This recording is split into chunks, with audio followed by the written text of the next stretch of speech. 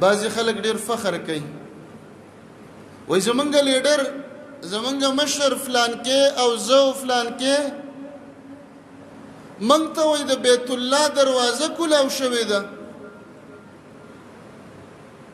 چاته دروازه کولاویږي د ملکونو وزیرانو ته وزیر اعظمانو ته وزیر اعظم ترور ته کولاوش د بیت الله دروازه چاته کولاوېدل او ورننوتل او هلته مونځ کول دا د جنت کېدلو د ښه کېدلو د دیندارۍ علامه نه ده ځکه ابو جهل روزانه په دې دروازه ورننوتلی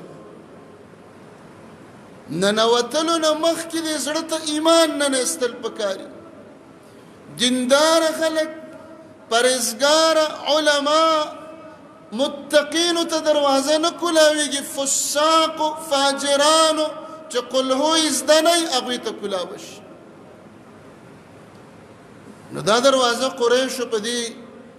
نیت باندې جوړه کړه چې څوک زمونږ خوښ و هغه ته به یې کولاوه